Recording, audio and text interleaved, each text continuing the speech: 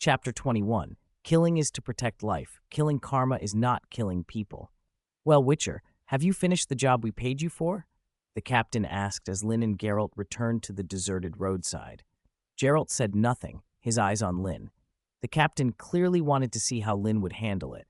Linn hesitated, then replied, "We burned the bodies, but something odd happened." The captain's face tightened. "Odd? What do you mean?" "There was a man who didn't die," Linn said, watching the captain's expression change. "And he wasn't a soldier from Eredin pretending to be a merchant. He was a real ebbing merchant from the south."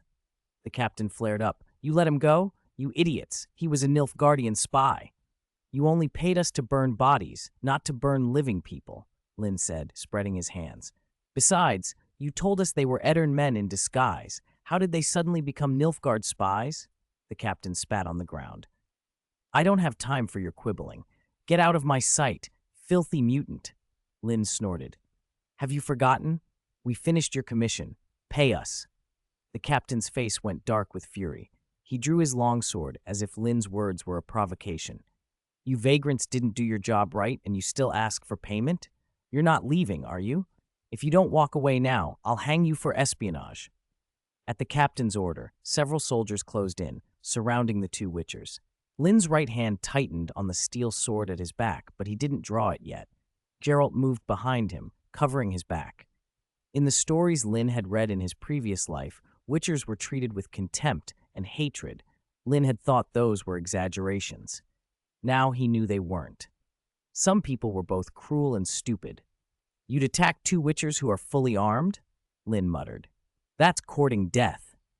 "We're not Knights of Toussaint," Geralt said quietly. "We don't hand out justice for free. We want what's owed." "You looted a Nilfgaardian caravan, didn't you? Is it worth making enemies of two Witchers for 100 ducats? The captain sneered. "Pay us and we'll be gone," Linn said evenly. The captain laughed. "We're 5 to your 2. Advantage is mine. Enough talk, freak. You should be afraid of us, not the other way round." It was clear a fight would come. Linn stopped wasting words. "Stubborn fools," he said, and formed the Igni sign with his left hand. A blast of flame shot from his palm, engulfing the shouting captain and a nearby guard. Both men went up in a flash. Their faces and hair were instantly alight, and they flailed, screaming. The captain's boast of numbers was halved in an instant. Linn drew his steel and slashed at the stunned guard nearest him. The man, frozen by the sight of his companion burning, offered no defense. The blade found his neck, and the head came off clean. Another guard lunged forward with a halberd. Linn met the blow with his sword. Steel rang against steel, sparks flew, and Linn's blade cut through the man's fingers with a sickening crunch. The guard howled. Linn followed through and opened his throat. A warm current flowed from the weapon into the man's body. Linn felt the odd, familiar tug of something like experience settling in. Attribute points, 0.5%. 0, 55%. Geralt finished the last soldier with a single, practiced strike. The clash was over as quickly as it began. The men who had been yelling about mutant fiends a moment before now lay warm and still. Witcher or not, no code demanded they stand idle, while others tried to hang them for a crime they hadn't committed. Witchers were part of the people the code was meant to protect, and that protection extended to their own lives. They searched the bodies and found nothing worth keeping. Then, as they had been paid to do, the two Witchers stacked the corpses and burned them with Igni. The fire would leave only charcoal and ash. Any witness who later found the black pile would have no way to tell who had done it. Afterwards, they left the Cadwin border and traveled south into Eredin. The people were different here. Not that Eredin paid Witchers any great respect, but when locals saw two armed Witchers, the fear in their eyes was unmistakable. Even the rougher-looking folk kept their distance. It made life easier. A few days later, outside a small town, they saw a notice nailed to a bulletin board. Witcher needed. They followed the directions to the tavern and sat opposite the mayor who had posted it. "I'm a Witcher, Mayor," Linn said, making sure the man understood. "I don't sell goods. I'm not an apothecary. I'm not a royal tax collector either." The mayor lifted his mug and swallowed. "Then what do you do?" Linn tapped the stained table. "I hunt monsters. I lift curses when I can. If ghouls get into a graveyard, I clear them out so the dead rest in peace. That sort of thing. Do you understand? The mayor looked like he half understood, half didn't, and nodded. I think so. So is there work here for me? Linn asked again. There is, the mayor said grandly. Many, so many monsters. Linn glanced around the busy tavern, skeptical. A place swarming with people didn't usually suggest immediate monster trouble. Still, he wasn't going to argue. Fine, tell me the details. The mayor leaned in and began to explain. Chapter 22. It doesn't cost any money, just trust me. A few days ago, a farmer from our town came out of the tavern and couldn't find his way home. He had to sleep in the street, the town mayor said. Linn pressed his forehead with his hand. Was that farmer reeking of alcohol and completely drunk? The mayor blinked in confusion. Yes, but what does that have to do with anything? Linn sighed. Anything else?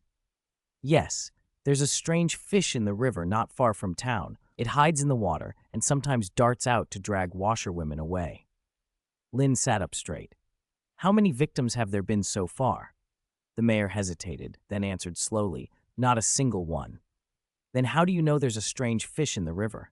Because that's what the washerwomen said. Who said it dragged washerwomen away? Linn asked. Luobu said it. He swore he saw it with his own eyes. The mayor went on to recount a number of odd happenings around the town, but each tale sounded like the kind of yarn farmers tell for entertainment.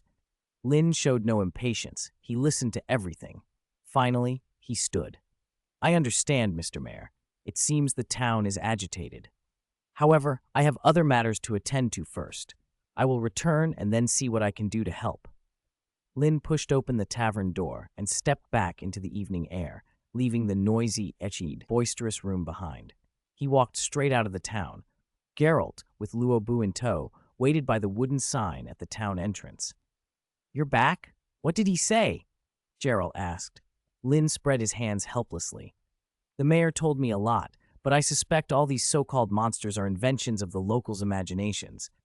A drunk farmer couldn't find his way home because he was drunk, not because some lost monster led him astray, Linn continued. The washerwomen insist there's a monstrous fish in the river, but there haven't been any actual victims, and every report is just the washerwomen's own story. If this place really had bloodthirsty monsters, the people would look frightened. But they don't. They're cheerful, singing and dancing like these are just gossip. Geralt nodded. Indeed, people's accounts aren't always reliable. I once handled a case where someone claimed to be possessed, but after investigating, it turned out the so-called possession had been staged by the victim's husband. He deliberately acted out signs of possession to mislead neighbors and make a later murder look like a spirit's doing. Since you think there are no monsters here, should we leave and look for work elsewhere? Geralt asked. Linn considered for a moment and shook his head. No, to be safe, we should stay and confirm it ourselves. Geralt agreed. They stayed in the town. Linn staked out the river while Geralt tracked down the drunken farmer and interviewed others. For days they found nothing. Linn saw no strange fish. Instead, his handsome face drew the attention of the washerwomen. Geralt, following the victim's account, found only that victim's footprints and no other signs. After several days, nothing had happened. It seemed the town had no monsters after all, a conclusion that suited both men. It was better that the threats existed only in rumor. Not long after they set out again, a barefoot farmer came sprinting through the mud to catch up with them. He panted, "Praise the gods, noble sirs." Geralt stopped and nodded to the farmer. "And to you." The man doubled over, hands on his knees, gasping. "I saw you helping the mayor in town. I heard you're witchers. Our village is threatened by a monster. We need witchers' help. If you need work, please, follow me," the farmer added. Linn and Geralt exchanged glances. "What kind of monster?" Geralt asked. The farmer rubbed his hands sheepishly. "I'm not good with words. I can't explain it properly, but please follow me. Our households have pooled money. We won't short you a single coin." Geralt didn't answer right away. He hoped Linn would take the lead. Any decision would help him grow. Linn didn't hesitate long. "It's free anyway. It's worth checking out." "Thank you, young sir. Let's hurry. If we move quickly, we can get there before sunset." They followed the man to his village, arriving as dusk fell. A crowd had gathered at the entrance. "It's the Witcher." The Witcher is here. He looks like any ordinary mercenary. Can he really kill monsters? I hope we don't end up cleaning up the mess ourselves. What are you saying? Witchers specialize in killing monsters. Wit, the farmer who had led them, waved his arms, shooing the crowd aside. Disperse, disperse, nothing to see, don't block the way. He then guided Linn and Geralt to the village elder. The elder was a bald man in his 40s with a worried expression. Seeing the two witchers, he exhaled in relief and beckoned them inside. That's good. That's good. Please come in, two witchers. Let's talk inside. Chapter 23. Yuan Fang. What do you think? Linn used the last of his bread to wipe the meat sauce from his plate. The village elder's daughter handed him a slightly damp towel. He thanked her and dried his hands. Geralt, who had also finished his meal, caught Linn's eye and gave a small, encouraging nod, prompting Linn to speak with the elder. Linn chose his words carefully. Thank you for your hospitality. If you don't mind, let us discuss the matter at hand. I hear your village is being troubled by a monster. The elder's face tightened. Yes, Master Hunter. We're a peaceful village. Few outsiders come, only the tax collectors mostly. But not long ago, something came to our graveyard. It killed the gravedigger who guarded it and has taken up residence there. It won't leave. Linn leaned forward. What kind of monster? The elder spoke in a rough dialect. There's talk of all sorts, mutant crab demons, manticores, but I don't believe those stories. We tried to get help from the noble who rules over us, but we couldn't even see him. His soldiers sent us away, saying, That's your problem. Clean up your own mess. Linn found that odd. Has no one seen it with their own eyes? Not even from a distance? Oh, they saw it, the elder replied with a heavy sigh. Up close, there were deaths and injuries. We all knew it wasn't something ordinary, he went on, but Gwen wouldn't listen. He rallied a group of young men to go to the graveyard. In the end, only Gwen and Roy came back. Bring them in, Linn said. I want to ask them a few questions. Two dejected young men were ushered into the room and sat opposite him. Linn addressed them directly. Your village elder says a monster appeared in the graveyard. Did you see what it looked like? Gwen sounded subdued. It was very dark, and Roy thought he saw. Roy cut him off angrily. I did see it. It looked like a deformed old woman. Its claws were terrifying. Smith and his pitchfork were split open by one of them. Graveyard, old woman, sharp claws.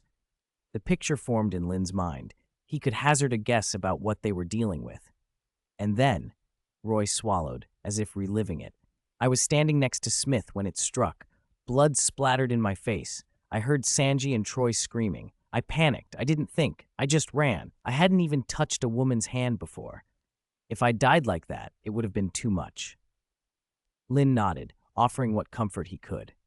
It was unreasonable to expect villagers with no combat training to stand and fight a monster. Even if they had held their ground, the result would likely have been more corpses. If Roy's account was accurate, even several soldiers armed with silver might not get out of that graveyard alive. He turned to Gwen. What about you? Did you see anything? Roy sneered. Him? He was the one who led us there, but the moment that thing jumped out, he was the first to run. What would he have seen? Gwen's face flushed. He stared at Roy, fingers clenched. For a moment, Linn thought he might strike him, but Gwen only rose and left without a word. The wooden door slammed behind him. Roy shrugged. Let the coward go. He doesn't know anything. Master, ask me whatever you need. Linn studied Roy for a moment, then asked, Any other details? Time of day? Anything else unusual? Yeah, Roy replied. We went to the graveyard in the afternoon. We found nothing. It wasn't until it got dark that the thing leapt out. Satisfied they had the essentials, Linn stood. All right, that's enough for now. Roy's voice grew earnest. Please, kill it. Avenge my friends. After Roy left, the village elder re-entered, worry carved into his features. Master Hunter, are you certain you can get rid of this monster? Linn smiled and said, Give us a little time to discuss it. The elder nodded gratefully and closed the door behind him. When the two hunters were alone, Geralt finally spoke. You've already put something together, haven't you? Linn rubbed his chin. There are several creatures that haunt graveyards. Ghouls, rot fiends, spiked fiends, grave hags. But given Roy's description of an old woman with sharp claws, there's really only one match. A grave hag. He explained what he knew. Grave hags appear as deformed, hunched, mutilated old women. They lurk around cemeteries and battlefields, places where corpses are plentiful. They feed on human remains, especially bone marrow, which they extract with soft, long tongues. Though primarily carrion eaters, grave hags do attack the living. They prefer to bury fresh victims in the graveyard and let the bodies rot before feeding. They are highly territorial. Their lairs often resemble crude imitations of human dwellings near burial sites. They leave to hunt at night, preying on lone travelers or grieving relatives who don't notice the sunset. Only when desperately hungry will a grave hag hunt by day, and sunlight weakens them significantly. So, if possible, it's best to confront them while there is sunlight. Chapter 24. Linn joins the hunt. Now that the monster had been confirmed, the two witchers wasted no time and set about their work. Witchers were more than sword fighters. They were monsters' bane because, besides blade work and signs, they used other tools. The grave hag was a necrophage, so coating their silver swords with necrophage oil would help. Fire was a weakness for most necrophages, grave hags included, so preparing potions that boosted signs was wise. Petrie's filter to strengthen signs and tawny owl to greatly increase stamina and vigor recovery, allowing a witcher to cast signs continuously. And of course, they needed plenty of swallow potion for emergencies. A seemingly small vial could mean the difference between life and death in a fight. Linn thought ruefully that if a Griffin School witcher had been handed a swallow at the right moment, he might have survived. Geralt, experienced as he was, already kept ingredients for those common potions in his alchemy bag. Linn volunteered to mix the oils and potions. By the time they were ready, it was morning. The pair went to find the village elder. "We're ready. Where's the cemetery?" Linn asked. The elder sent Roy to guide them. Half an hour later, they arrived at the burial ground, not far from the village. The scene was chaotic and desolate. Tombstones lay toppled and broken, shattered stones scattered across trampled grass. Dried blood stained the earth. Footprints of many shapes and sizes pocked the ground, but there was no sign of the monster. Roy, who had led them, let out a strangled, confused sound. "Smith, Sangji, Troy, their bodies are gone. What happened?" Linn scanned the cemetery and noticed something odd. There, he pointed to several fresh mounds in the middle of the yard that had no headstones. "That beast buries the dead?" Roy said, horrified. "No," Geralt said, shaking his head. "It only buries them because it likes to eat rotten corpses." Roy went pale and leaned against the cemetery wall, retching. Linn and Geralt, impassive, ignored him and studied the grounds more closely. "Did you find it?" Linn asked. He had already picked up the trail. A makeshift wooden shed at the deepest part of the cemetery, without tombstones, was the likely hiding place. "I can sense it. The monster's in the gravekeeper's hut." He glanced up at the overcast sky. No sun to weaken it, but better than fighting it at night. Roy finally stopped vomiting, though his face remained ashen and he swayed as if a breeze could topple him. He stammered, "Two Witcher Masters. I don't think I can help. I'll just slow you down." Linn nodded. "Go back to the village. Tell the elder to prepare the coin. We'll bring its head." Relieved, Roy sprinted off toward the village, as if he had been freed from a sentence. Linn and Geralt drew out the oils and potions they'd prepared. They both coated their silver swords with necrophage oil and drank Petrie's filter and tawny owl. As the potions took effect, they drew their blades and moved silently to flank the gravekeeper's hut. Using their witcher senses, they confirmed the creature was indeed inside. The two exchanged a look and acted without hesitation. Geralt moved around to the hut's rear and unleashed a cone of flame from his palm. A witcher's igni was usually modest, but Geralt's mutations from the trial of the grasses and years of experience made his signs unusually potent, rivaling those of Griffin School witches. The flames clung to the wooden walls and quickly set the hut ablaze. At the front, Linn slammed his hand into the ground and shaped an Ard trap. The flames licking the hut grew into a raging inferno. Fire unnerved most necrophages. The grave hag was no exception. The front door burst inward with a bang, and a hideous, twisted figure lunged out, frantic.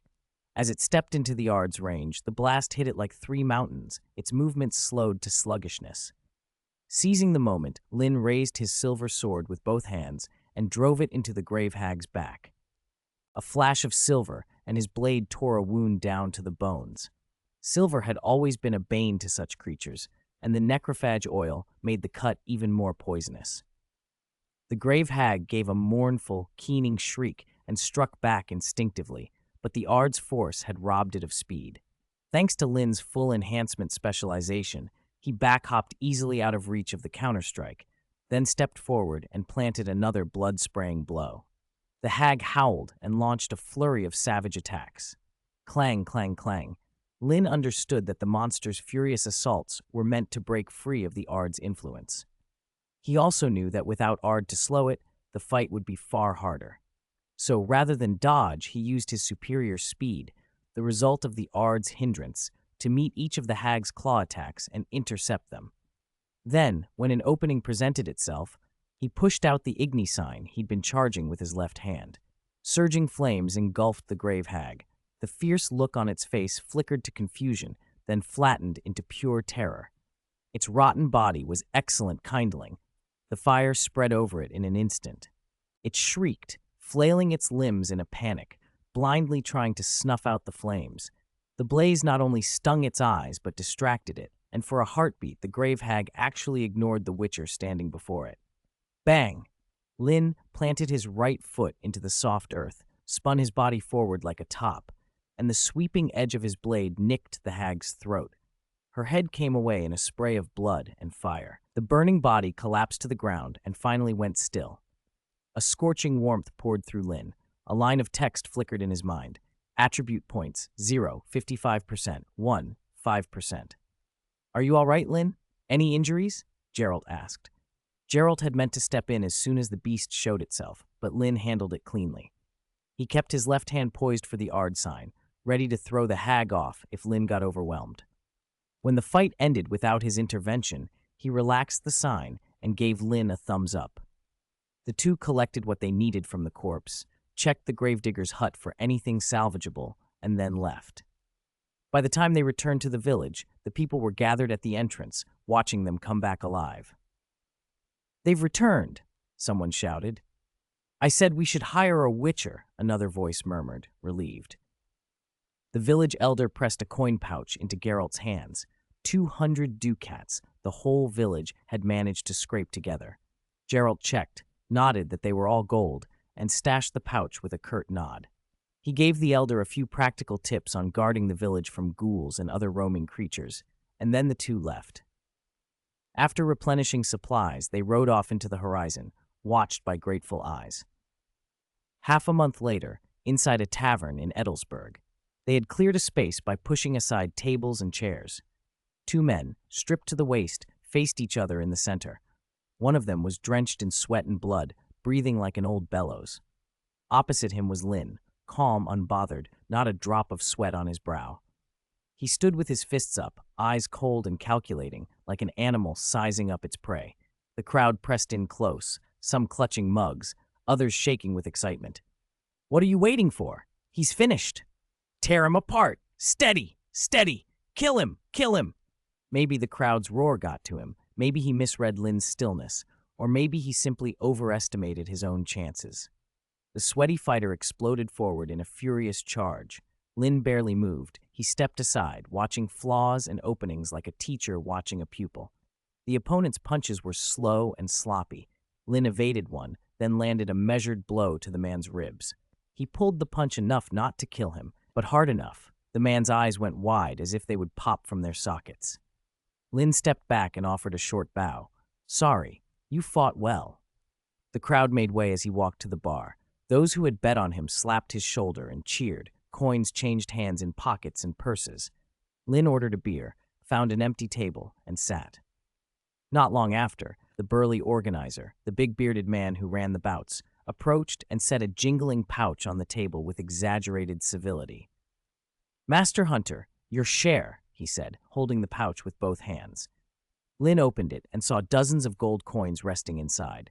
He tucked the pouch away with a small smile. The bearded man lingered, rubbing his hands together. "Interested in something more? Long-term? You could be very valuable to me." Linn shook his head. Since arriving in Edelsburg 2 days before, he hadn't lost a match. The organizer could see what that meant. Linn had no desire to become someone else's cash cow, useful until the profits stopped, and then discarded. Extra coin now and then was tolerable. Being tied down to a fight circuit wasn't. "Sorry, I'm not interested," he said, and the bearded man left with a disappointed snarl. Linn took a long drink and let his mind drift over the last few weeks. After finishing the grave job, he and Geralt had ridden south and found themselves in Edelsburg, a bustling industrial town in southern Aedirn, full of foundries and wool mills, loud and prospering. They'd stayed at a small inn, but work for a witcher in the city had been scarce. With nothing pressing, Linn had signed up for the tavern fights to earn coin. Geralt, as usual, found a different way to spend his evenings, seeking out food and company at the city's establishments. He had tried to drag Linn along once. Linn had politely declined. He didn't judge those who worked that trade. They earned their money honestly, but he felt no rush. As a witcher, he believed he'd have plenty of companions in his own time. There was no need to hurry. Most witchers lived in poverty. Few managed to save any money. Part of that was simply because life was getting harder and earning coin was more difficult. Part of it was because some of them, Geralt among them, spent what little they had on comforts and entertainments. Footsteps interrupted Linn's thoughts. He looked up to see a well-dressed man approaching. Thick black hair, a handsome face, tall and broad-shouldered, he wore a robe of fine fabric embroidered with discreet decoration. One glance told Linn the man was of standing. The stranger raised his cup. "That was a fine boxing match," he said. Linn nodded. "Thank you. You are?" "My apologies. I'm a merchant from Kovir. My name is Istrad." Istrad. Linn raised an eyebrow and studied the man carefully. He looked younger than the Istrad Linn remembered, but unless fate had other plans, it ought to be him. The merchant's expression made Linn's scrutiny obvious. Istrad touched his cheek and asked lightly, "Master Hunter, is there something on my face?" "Not at all. Please sit, Your Excellency Istrad." Linn indicated the stool opposite him. "You can call me Linn." Istrad sat and smiled his thanks before speaking plainly. "Master Linn, I'm not one for beating around the bush. I have a commission that requires a witcher." "What sort of commission?" Linn asked. "As you see, I am a merchant, as the road is not safe, and I would like to hire you to guard my caravan." There was no codified law forbidding witchers from taking on escort work, only an unwritten code that most witchers lived by. They earned their keep by hunting monsters. Linn had never been one to be bound by rules for rules' sake. He had plans that would push well past the old teachings. Besides, an escort job was hardly dishonorable. If anything, taking coin to keep a caravan safe was better than starving. "Where are you headed?" Linn asked. "I need to assess the danger by destination and route before I calculate my fee." "Reasonable," Istrad agreed. "Though we are strangers, I trust you won't spread word of this." The caravan must cross the Mahakam Mountains, go to Freeport, take a boat along the Pontar to Novigrad, then head north, and ultimately reach Targor County, Istrad said. Linn stroked his chin. "With all due respect, Your Excellency, that's quite a journey from Edelsburg to Targor County." "Precisely, which is why I need a witcher of exceptional skill." Istrad's tone was matter of fact. "All expenses during employment will be covered by the caravan, and upon reaching Targor County, I will pay you 200 crowns. Novigrad crowns were the most stable and valued currency among the northern kingdoms. At that time, 1 crown could be exchanged for 6 Temerian oren. 200 crowns, then, was worth 1,200 oren, a substantial sum. And more than the coin mattered. A man of Istrad's station showing up here at this moment suggested something important. If Istrad was traveling now, the night of knives and torches had not yet happened. "If that was the case, I accept," Linn said, "but one small question." "Please," Istrad replied cheerfully. "Since the journey is so long, would you be willing to hire one more witcher?" Geralt finished his abalone and came to the tavern to meet Linn. Linn explained Istrad's offer. Geralt considered for a moment and nodded. "Generous pay. The road's long, but work is better than none." Geralt had never been the sort to cling to pedantry. Witchers were dying out. Barely surviving was a fact. As long as a commission didn't cross a clear moral line, assassination, for example, there was little sense in refusing honest coin. Better to keep some decency in a world that had little of it left. "So you agree?" Linn asked. "Of course," Geralt said. Linn kept to himself the conclusion he'd nearly reached. From the way Istrad spoke and the route he planned, Linn was convinced the merchant calling himself Istrad was none other than Istrad Tissin, the exiled scion of the Tissin family, a man who would one day sit on Kovir and Povis's throne. His grandfather and father had once ruled. During Istrad's father's reign, a noble named Lide had seized the throne. The young prince and those loyal to him fled into exile in Targor County, a region that had been the Tissin family's ancestral home and still sheltered many of its kin. Istrad spent his exile there, using the time to gather supporters and allies. When the moment came, he returned and reclaimed power in a brutal purge, later remembered as the Night of Knives and Torches. Istrad and his son were men of rare talent and character. In later years, when the Nilfgaardian threat loomed across the north, a firmly seated Istrad provided Redania with 1 million crowns in gold and released prisoners to join the Free Corps, turning the tide. And when King Radovid's persecution of mages later threw sorcerers across the north into panic, the only truly safe haven for many of them was Kovir and Povis under the rule of Istrad's son. Linn felt the weight of it all as he and Geralt prepared to take the job. The caravan's coin and what might be learned on the road were secondary to the truth that had slid, quietly but surely, into place. Their paths had crossed with a man whose future would shape the north. He had made him their friend, if only for a while. Chapter 27. There are also experts. 2 days later, Linn and Geralt fell in behind Istrad's caravan and left Edelsburg behind. The caravan was large, over a dozen wagons, each piled high with goods bound for the Mahakam Mountains. They carried everyday supplies the dwarves needed. With such a convoy, the number of guards was naturally substantial, 30 human guards, plus a small but well-equipped dwarven squad. The guards formed 2 columns, protecting the wagons in the middle. Linn and Geralt rode at the very front with Istrad. Seeing Linn and Geralt sharing a single horse, Istrad generously offered Linn a jet-black Kovir warhorse from the team. The procession moved briskly. Before long, Edelsburg was only a small dark dot on the horizon. The journey was mostly uneventful. Bandits, seeing so many armed men, usually fled. Occasionally ghouls or neckers harried the road, but with 2 witchers on duty, the monsters were cut down long before they reached the wagons. As evening fell, the party lit a bonfire. The wagons were arranged in a loose circle around it, and everyone gathered close. It was April, and still chilly at night, but the crowd's warmth kept the wind at bay. After supper, nobody wanted to turn in early. They weren't in the safety of a town, and tomorrow's travel lay ahead. Someone suggested games to pass the time, but the proposal was quickly shot down. No one wanted to tire themselves before the road. Then, the leader of the dwarven squad, Yarpen Zigrin, offered something better. "How about a lively game of Gwent?" he asked. Gwent was a dwarf invention. It hadn't yet spread widely, but in Mahakam it was the favorite pastime.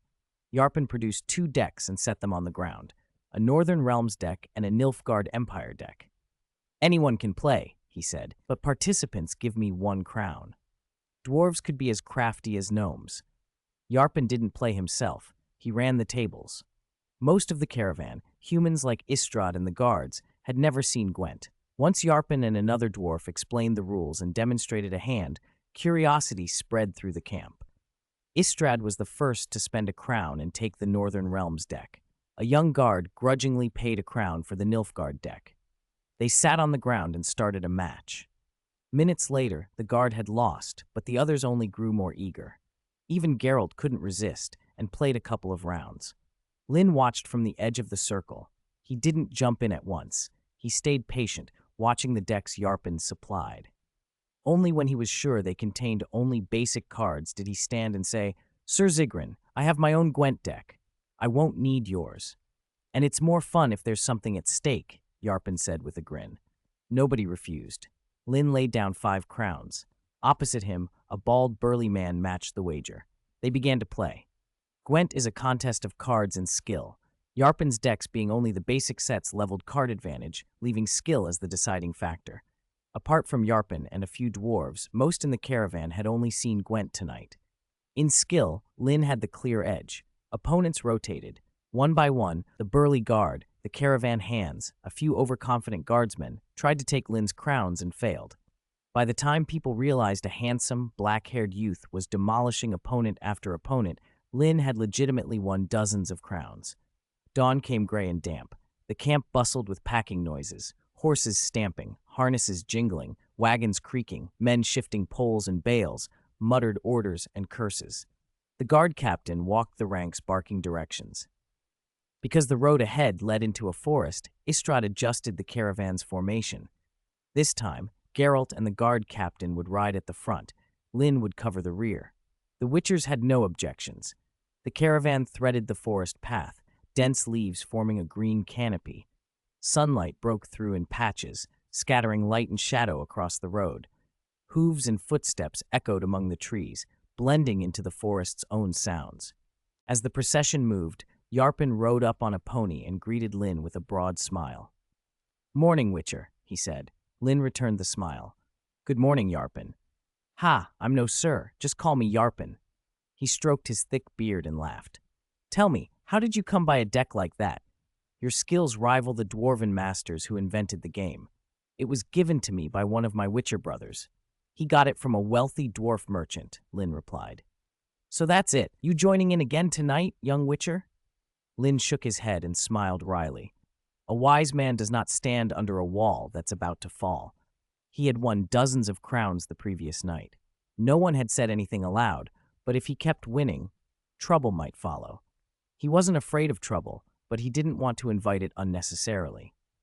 His reason for traveling with Istrad wasn't only coin. There was no point making enemies among Istrad's men for a few crowns. Knowing when to stop and quitting while ahead, that was the smart course. Yarpen's eyes widened.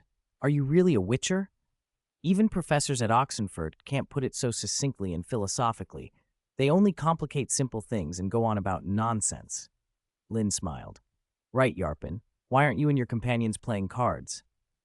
"My card skills are middling. I can't win every time like you," Yarpen said. "The safest way not to lose is not to play. Lending cards out brings in less, but I like a sure thing." They chatted like old friends, catching up after years apart. Since joining the caravan, Linn was the first interesting soul Yarpen had met. And Linn liked Yarpen. He admired the dwarf's blunt honesty, so the conversation flowed easily. After a while, Yarpen heaved a long sigh. "Good thing we're not in Cadwyn." Linn understood the implication immediately. Worried about the Scoia'tael? Cadwyn's treatment of non-humans had been brutal enough to drive many to rebellion. Most believed those uprisings were confined to Cadwyn, but unrest existed across the northern kingdoms. Yarpen stroked his beard and said, "Scoia'tael? They do hang squirrel tails and pelts on their hats. The name fits, though more often they call themselves the Free Children." The name Scoia'tael had only appeared during the First Northern War and wasn't yet widely known. "Free Children," Linn scoffed under his breath. They certainly knew how to flatter themselves. He glanced at Yarpen's serious face and teased, "If I remember right, their slogan is, 'Drive the humans back into the sea.' There was no word about dwarves, was there?" Yarpen shook his head. "It's not that simple. Humans lump us and elves together as ancient races, but dwarves and elves have never been allies. To be precise," he went on, "the only real difference is that the elves' white ships came to these shores a century earlier than humans did. Don't be fooled by their smiles now, the platitudes about kin and family." Yarpen's voice hardened. "Before humans arrived, their arrows were shot at us. Now all of a sudden we're brothers? Not in my book, not for me or my companions." Linn asked, "But weren't there dwarves who joined them?" Yarpen groaned. "Aye, every dwarf has his own mind. Some are hot-headed even when they're not young. A few stirring words and some promises, and the naive get swept up. But we must learn to live in peace," he added more softly. "Dwarves, humans, we bleed the same, drink the same water. Humans aren't monsters, and dwarves aren't saints. The world is big enough for both. For elves, too, if they weren't so extreme." His sentence was cut short by a sudden volley of arrows from the forest. They flew like angry birds toward the caravan. "Enemy attack!" a guard shouted from a carriage, then fell silent when an arrow struck his neck and he toppled off. Chaos erupted. An arrow hissed and struck a pony in the hindquarters. It screamed and collapsed sideways, dragging Yarpen from the saddle. He had no time to leap clear and felt himself dragged under the falling animal. At the last moment, a hand grabbed the back of his collar and hauled him free. "Thank you, Witcher," Yarpen gasped. Linn, shaken but steady, set him down and jumped off his horse. The jungle wasn't suited for fighting on horseback. He nudged the horse and let it run off. The caravan's horses were well trained and could be called back with a whistle. He and Yarpen dove behind a large wagon for cover as arrows thudded into wood and earth around them. Linn gestured for Yarpen to stay low, then cast Quen over himself before peering out. The convoy had halted, wagons and the road plastered with arrows. The guards, trained professionals, had recovered from the shock and were mounting a steady defense with crossbows from behind cover. But from the pattern of fire, Linn's assessment was grim. They were outnumbered, pinned on the road, and their attackers were hidden in the woods. If the enemy circled to the rear, they would be slaughtered. There might be a chance if someone could dash into the forest and either scatter the enemy or buy the convoy time to break out. Was Linn going to leave Geralt behind and flee? He knew Geralt well enough to dismiss that thought. If Geralt were a coward, he would never have survived the things he'd survived in the Canon Tales. There was no time to hesitate. "Yarpen, stay here," Linn ordered. Yarpen blinked. "What? Witcher, where are you going?" Linn didn't answer. He pulled a small vial from his pouch, one he'd brewed on the road. Kaer Morhen was far away, and conditions while traveling limited his production, but he had enough. This one was a blizzard potion. It surged adrenaline and sharpened nerve responses, granting a brief edge, as close to bullet time as one could get. He drained it in a gulp. The liquid raced down his throat and flooded his body, bringing a prickling numbness across his skin and a sharp focus behind his eyes. In Yarpen's sight, Linn's veins seemed to stand out, his features hardened from handsome to feral. "Stay here," Linn repeated, voice flat. Without waiting for a reply, he vaulted from behind the wagon and hurtled toward the tree line like an ice wolf, body low and head down. The woods stood only 40 or 50 meters from the road, barely a breath away for a normal man, a blink for a witcher. But as soon as he left cover, a silhouette in the forest loosed an arrow and saw him. Chapter 29, Elf, I was here first. 20 to 30 arrows screamed through the air. Linn's eyes narrowed. Those arrows, enough to turn a man into a porcupine, seemed to crawl like snails to him, his face showing the effects of the potion's toxins. It looked as if he had activated Cian Westian. His whole body reacted with uncanny agility. He twisted and weaved through the rain of shafts, and in the end, dodged every one of them. Afterward, less than 20 meters separated him from the tree line. He drew a long breath, planted his foot, and launched forward like a bolt from a crossbow, disappearing into the forest. Inside the trees, the terrain dipped and rose. Branches and trunks provided cover, and the threat from the arrow volleys diminished. Linn exhaled stale air, rolled behind a large boulder to conceal himself, closed his eyes for a moment, then opened them again. Eredin, activated. The world shifted. Invisible traces became visible, great clouds of pheromones, now seen as distinct colors to his eyes. The muddled footprints trampling the forest floor, the acrid tang of sweat and body odor after long days outdoors without washing, the faint air current stirred by someone breathing. This was Eredin, the mutation granted by the trial of the grasses. It let a witcher pick out the traces monsters, or men left behind, and even see their breathing. When a creature breathed, the ripples spread outward in circles. Ordinary folks couldn't see them. Only a witcher could, after activating Eredin. Wherever those ripples appeared, something alive was present. Different creatures made different ripples, so a seasoned witcher could often tell what he hunted by the pattern. "Found them," Linn said softly. In seconds, he had the enemy's positions nailed down. He took his steel sword in a reverse grip, crouched, and darted from his rock into the undergrowth toward the three nearest figures. An elf behind him heard movement and fired without aiming. Quick as the shot was, he judged the noise to mean the intruder was only a few paces off. At that range, few could evade an arrow. Linn, however, produced a ringing clang, not the thud of flesh, but metal. The elf's confusion lasted until the witcher burst from the bushes. He reached instinctively for another arrow, but Linn's hand was faster. A cold flash of steel and a scream from the elf's companion cut the air. Linn had sliced the elf's throat and didn't pause. The corner of his eye caught the other 3 elves of the squad lifting bows toward him. Fear, panic, hesitation, none of it was present. Master-level training in wolf school swordsmanship and the super-quick reactions granted by the blizzard potion turned his movements into instinct. He stepped forward, dodged 2 consecutive arrows with minimal motion, and ignored the 2 elves reaching for more arrows behind him.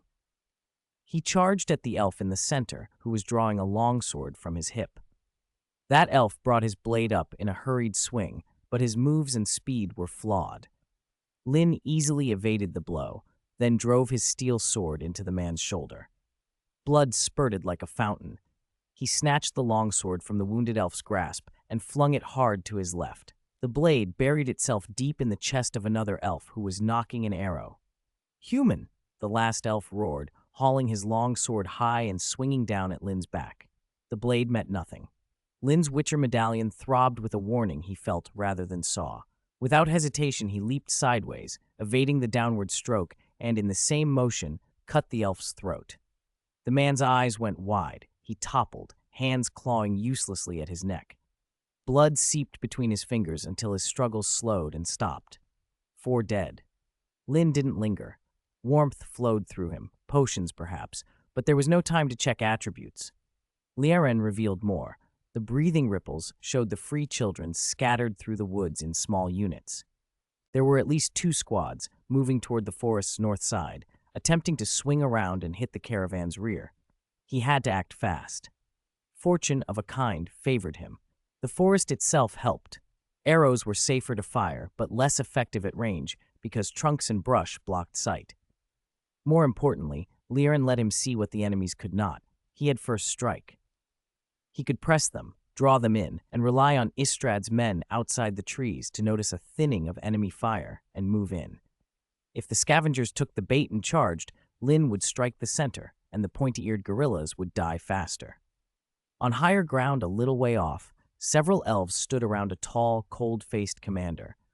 Coinage Delau led this band of free children. The term free children applied not only to Coinage and his followers, but to any elf who resisted human rule and claimed the continent for the Aen Seidi. For the past year or 2, Coinage had led raids across Eredin, burning villages, ambushing lone travelers, slaughtering those who went into the woods to gather wood, women, children, the elderly. In his view, the world had belonged to the elves long before humans came. Now human expansion was squeezing them out. Why should they tolerate that? To Coinage, the answer was obvious. They shouldn't. Eredin's response had been harsh. The army cracked down on bands like his, and life in the kingdom grew harder. Coinage decided to move his troops south through Lyria and Rivia. Scouts, swept ahead to find supplies, stumbled on Istrad's caravan. Supplies tempted the marauders. Coinage ordered an ambush despite the caravan's heavy escort. He had expected the usual, a few volleys of arrows and humans fleeing in panic. But these humans fought back. From behind their wagons, they organized and counterattacked. Even though Coinage's men had the terrain advantage, hidden in the forest, the battle turned difficult. Worse, if they couldn't finish quickly, an Eredin patrol drawn by the fighting might catch them between 2 forces. Coinage hesitated. Then one of his elves came stumbling up the slope, breathless and shaking with panic. "Coinage, a human broke into our line. He's very powerful. He's already killed several of our brothers. We can't stop him." Coinage bristled. His men routed by a single human? He kicked the scout to the ground. Useless! He looked at the gathered elves, voice hard. "All of you, follow me." When Coinage and his men found the interloper, he was still pulling a sword out of the chest of one of Coinage's soldiers. At his feet lay a small pile of corpses. It was clear Coinage's men had tried to surround and put down this bold human before he arrived, and had failed. Seeing the young faces of the dead, the elves with Coinage felt rage bubble up inside them. Only Coinage noticed the intruder's unusual eyes. "You, no." Coinage stared at Linn's cat-like irises. "You're not human. You're a witcher?" Witchers were nearly mythical these days. Aside from the wolf school, most orders had fallen. Some people believed witchers belonged only to bedtime stories. But Coinage had heard enough to know what a witcher was. "What's this? Aren't witchers supposed to be neutral? Have you broken those vows as well?" "You attacked that convoy," Linn said. I was escorting it. Witchers do not pick fights with sentient beings, but you left me no choice. Linn despised the persecution of elves by humans, yet he held little regard for these Scoia'tael, now calling themselves the Free Children. They were not avengers of the innocent. Their hands were stained with blood too. If neither side was innocent, neither had the right to call themselves righteous. Koinik spat. I knew it. Your so-called neutrality is a lie. In the end, you mutants side with humans. Linn shook his head. Wrong. I will not side with the aggressors. What would you have me do? Stand idly by while you slit innocents' throats? They were merchants, Koinich snapped. Not even Eredin, Kovir. Kovir has never persecuted your kind. True enough, Kovir and Povis were far to the northwest, a harsh cold that few of the ancient races could tolerate. But Koinich's words did not calm his men. One of the elves beside him roared, Humans killed my family. Then find the killers and get your revenge, Linn shot back. Don't stand here barking like a mad dog. The elven commander cut off his subordinate's retort and looked at the Witcher with a long sigh. I suppose we cannot agree, Witcher. Blame yourself for choosing the wrong side. Kill him. The elves closed and lunged. Faster than they could reach him, an arrow hissed out from a hidden tree. While Linn argued, another elf had crept up behind him and taken position in the trunk. If the attacker had been ordinary, the frontal assault would have masked the arrow. They wouldn't have noticed a rear shot. What the archer didn't know was that Witchers wore medallions for a purpose. Linn's medallion vibrated sharply, warning him. He felt it, rolled aside, and using the last of the blizzard potion's speed, snatched the arrow from the air. He spun and threw it back. A scream cut off. The archer tumbled from the trunk and hit the earth headfirst. His neck snapped with a sickening crunch. He was dead before he hit the ground. The death of their comrade didn't break the focus of the frontline elves. They moved as one, angling their weapons from different directions. No one could parry attacks from 5 vectors at once. But Linn did not need to. He raised a hand. A serpentine jet of flame from the Igni sign streaked into the faces of the 3 center attackers.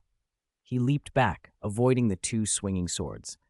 2 quick flashes of cold, and the center 3 staggered, clutching their burned faces and shrieking. But before Linn could finish them, a double-bladed sword whirled with blinding speed and bit toward his neck. He abandoned the executions and leapt away. Steel sang against steel. The double-bladed sword and Kovir steel collided, sparks like fireflies.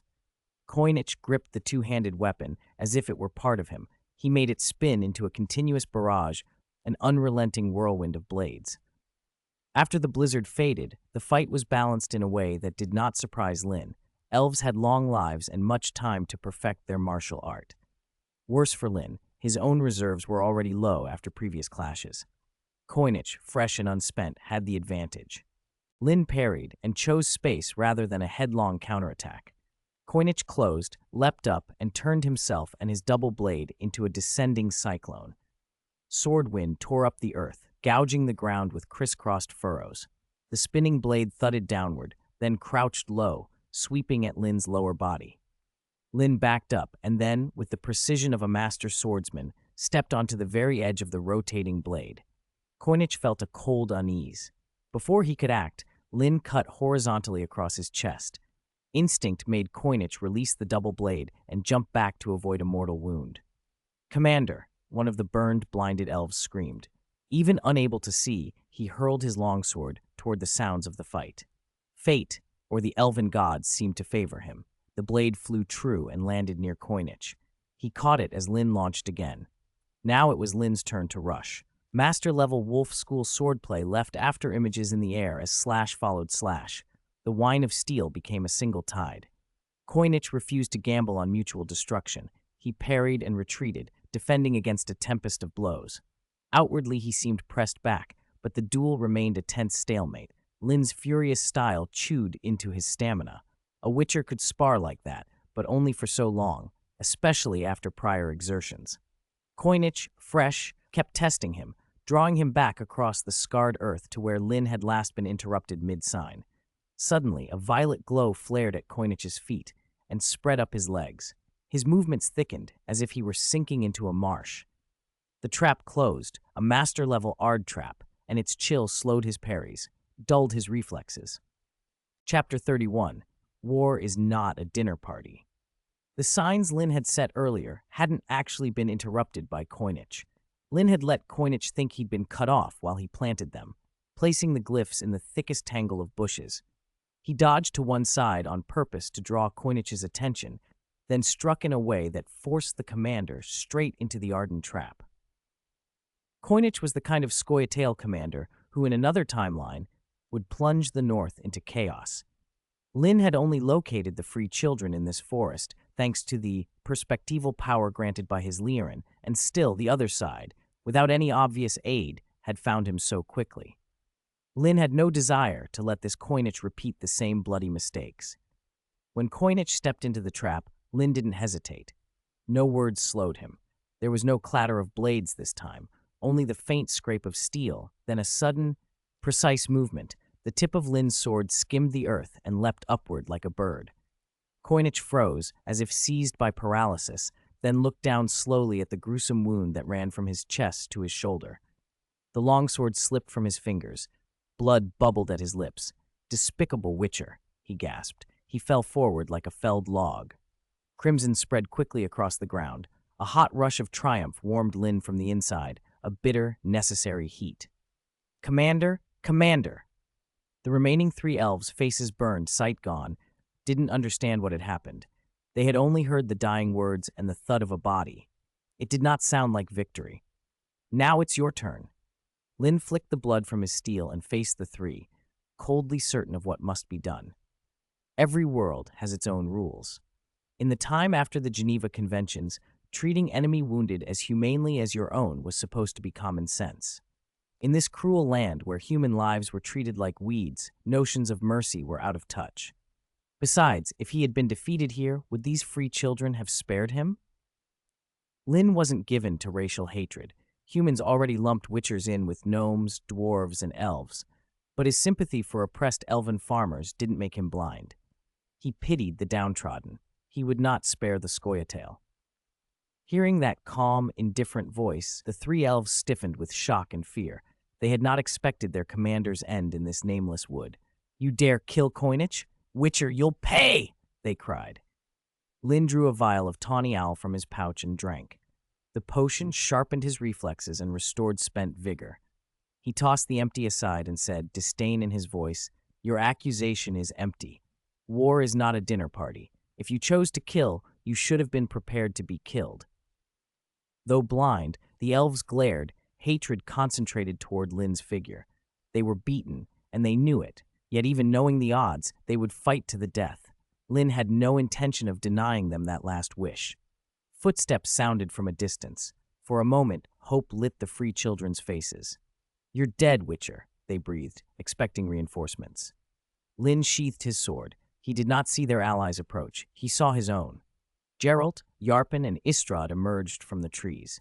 Geralt had followed, worried when he'd seen Linn vanish into the woods. After swallowing a few potions, he'd charged in. With 2 Witchers making their presence felt, the nearby free children, despite superior numbers, began to crumble. The captain of the guard seized the moment and ordered a counterattack. If the free children had reformed quickly, they might have stood. Instead, without Koenig's command, they fell into disarray. These were not regular troops. Though their people lived long, many of the Scoia'tael here had been farmers and craftsmen under human rule for years, not soldiers. Except for the rare few, like Coinage, who'd never bent to humans and always took up arms, most had never faced disciplined combat. When the bravest fell and dwarven axes and human lines closed in, with no orders to steady them, they scattered. The fight collapsed. The 3 remaining elves realized resistance was pointless. They threw down their weapons, hands up, begging for mercy. Men raised crossbows instead. "No!" the elves screamed, and arrows answered. A hail of bolts turned them into porcupines of blood and feathers. "Search them," the captain barked. "See if anyone still breathes." The Lord said, "No prisoners." When the captain finished, he stepped toward Linn with deferential restraint, unwilling to meet the Witcher's eyes. "Master Linn, well done. Any injuries?" Linn shook his head. "No, just covered in their blood." "That's good, master. Leave the rest to us." The Lord wishes to speak with you. He waits outside the woods." They emerged from the thicket. Geralt had already come out and stood with Istrad and Yarpen. Istrad waved Linn over, relief and admiration bright in his face. "Master Linn, are you all right?" Linn nodded. Istrad's admiration was obvious. "Hiring you and Master Geralt was one of the best decisions I've ever made." Linn inclined his head. "You flatter me, Your Excellency. We accepted the job to protect the caravan. It's our duty to act when danger comes." Istrad's tone grew earnest. "Perhaps, but what you and Master Geralt achieved won't be forgotten. My thanks will not be merely words. You will be rewarded when we reach Targor County." Linn could not refuse such generosity. "Thank you, Your Excellency." Still, a subtle unease nagged at Linn. He felt, without knowing why, that Istrad's summons had not been only for thanks. His suspicion proved justified. Istrad's face hardened, and he lowered his voice. "One more thing. Please, masters, keep today's events between us." "Of course," Linn answered automatically. He expected the request. He knew, too, what lay behind it. The matter involved an elven sorceress, Francesca. Chapter 32. My hometown is in this village. Francesca was the daughter of the elven sage Himli. Unlike her father, who preached peace, Francesca had taken part in the Ansevern uprising 2 centuries earlier. The revolt had failed, but Francesca never abandoned her dream of reclaiming the elves' lost homeland, the Valley of the Flowers. Because of that dream, rumors circulated that she was tied to the continuous non-human rebellions erupting across the northern kingdoms. Francesca never admitted it. Who would expect her to? But Linn knew better than Istrad. The rumors were true. Francesca had links to the elven insurgents, later called the Scoia'tael. It wasn't accurate to blame every non-human revolt on her, but a number of Scoia'tael squads had been influenced by her, directly or indirectly. Worse still, the deal she had struck with the Nilfgaardian emperor to reclaim the Valley of the Flowers would make even her father tremble. Istrad did not know all this, but given his political instincts, he would rather forgo Aedern's bounty than become a target for rebels' supporters, especially when the person in question was a prominent member of the Brotherhood of Sorcerers. Linn thought for a moment, then said, "Your Excellency, we promise we won't mention this, but you need to worry less about us and more about the others in the caravan." Istrad smiled and shook his head. "Master Linn, you worry too much. The guards in this caravan are my trusted men. They will not fail me. As for Yarpen and the rest," he continued, "I'll give them a bag of gold large enough to keep Yarpen and his dwarves quiet. If you ask which race is most dependable in this world, dwarves are certainly up there. I've never seen one break a promise." He gave a self-deprecating laugh. "In this regard, we humans are the stereotype, saying one thing to your face and another behind your back." The caravan's first stop was Mahakam, homeland of the dwarves. The Mahakam Mountains lie between Temeria and Aedirn. Legally a vassal of Temeria, Mahakam enjoyed a high degree of autonomy. Though famed as the dwarves' realm, the mountains had originally been settled by gnomes. The dwarves had arrived some 30 or 40 centuries ago, and the two peoples came to share the ranges. The mountains were rich in minerals and produced iron of unmatched quality. Mahakam boasted the North's largest and finest armories. That was why Istrad's caravan stopped there, to bring provisions to the dwarves and gnomes and to buy superior Mahakam weapons. Since the caravan's earlier run-in with the elven commando unit in the jungle, nothing else had threatened them. When they reached the village at the mountain's base, Yarpen and several other dwarves asked Istrad for leave to stay behind and rejoin the caravan after it came down the mountain. In Mahakam, they would be safe, and whether they rode up with the others or waited below made little difference. Yarpen didn't give a reason, and Istrad did not press him. The caravan rested for a night in the village. When they set off the next morning, Yarpen and his fellows watched from the village as the carts began the climb. Two of the human guards walking beside Linn and Geralt exchanged whispers. "Isn't Mahakam their homeland? Why aren't Yarpen and the others returning to see it?" one asked. "Who knows? Maybe there's something they can't talk about," the other replied. Geralt, who had been walking silent and alert, spoke up. "It's not that they don't want to go back. They can't." The guards fell quiet, then asked respectfully, "You know about this, master? Tell us." Istrad's men were from Targor County, a region culturally close to Kovir. Witchers were no novelty to them. At most, they were curious about the rumors. After watching Linn and Geralt demonstrate their skills, they had taken to them and treated them with respect. Even when the caravan camped out, someone would always offer help to the two. No one expected them to fetch water or pitch tents. Geralt continued, Mahakam is conservative and insular. Dwarves there are bound by strict traditions. If one abandons the mountain life, they're treated as a traitor. That's why Yarpen and the others must stay at the foot of the range. If they came up with us, they could cause trouble for both themselves and for our people. The path narrowed as they climbed, eventually giving way to a stout fortress carved into the rock. 2 watchtowers clung to the cliffs on either side of a weathered gray stone arch bridge that spanned the gorge. Faces peered from arrow slits and battlements. A heavy voice boomed from the wall. Outsiders, this is Mahakam. State your purpose. Istrad, still on horseback, threaded his way between the carts to the front of the procession. He drew a badge from his cloak and held it high. The metal flashed in the sunlight. I bear a special pass from Elder Brovar Hoog. The dwarf on the battlement squinted and inspected the badge closely. Huh, that is Mahakam's seal. Stand down, lads. The gate creaked open. A pair of rows of dwarves stood on either side of the way, and the leading dwarf gave a curt nod to Istrad.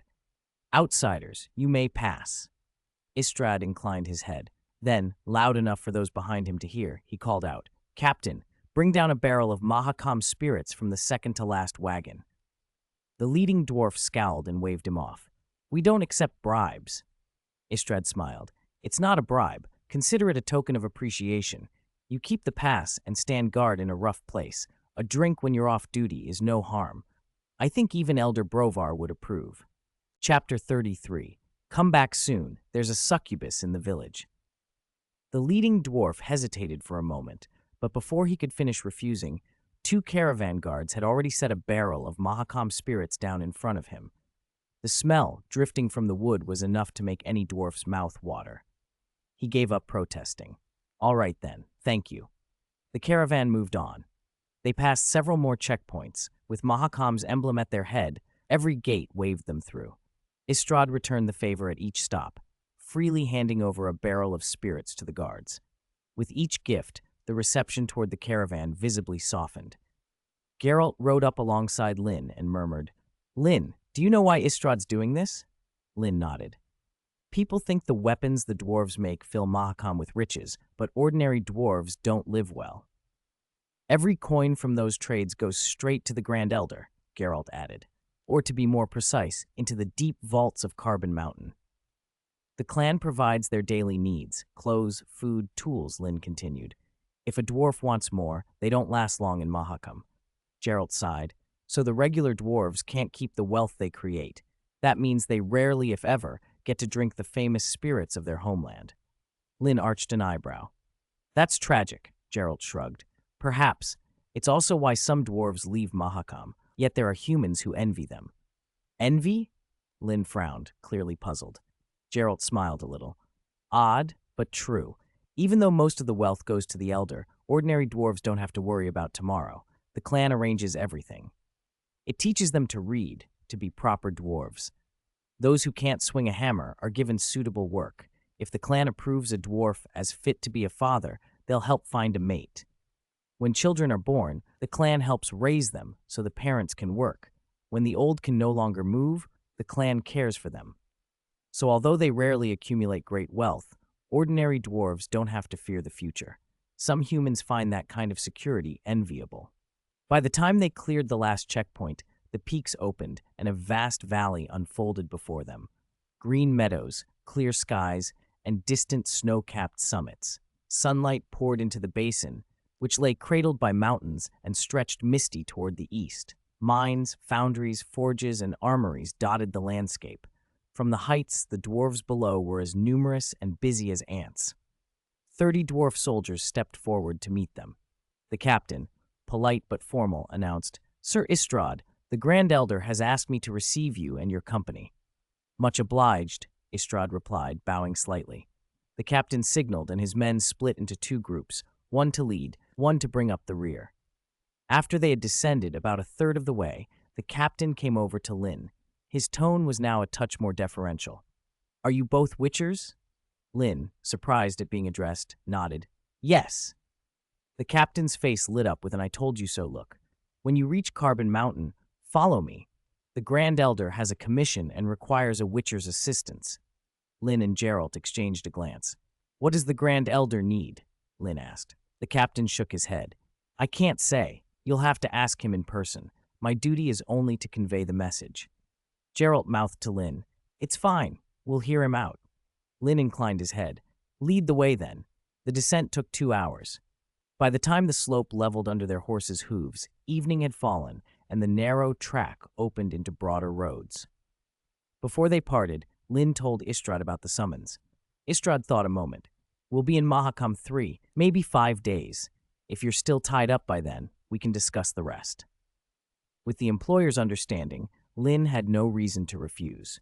Istrad and the caravan found lodgings in the valley, while Linn and Geralt rode on with the dwarf squad deeper into the mountains. By the time they neared the heart of the valley, the fortress loomed ahead, its battlements aflame with torches and light spilling from the windows. "Is this it?"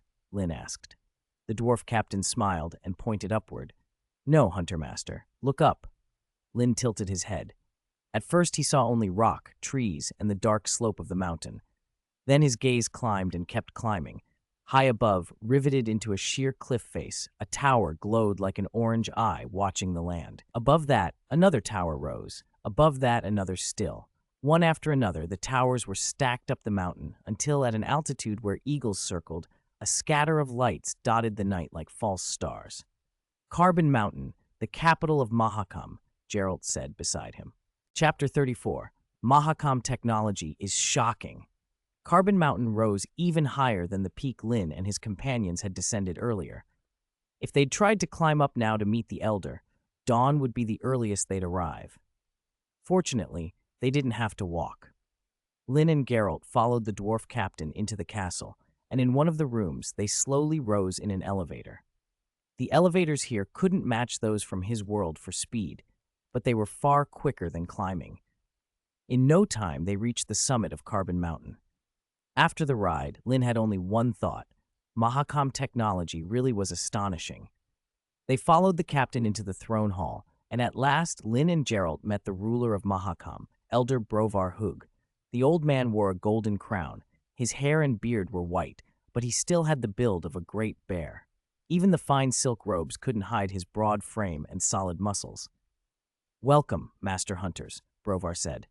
"Mahakam is a conservative and exclusive place. Outsiders are generally not welcome, but Witchers are an exception."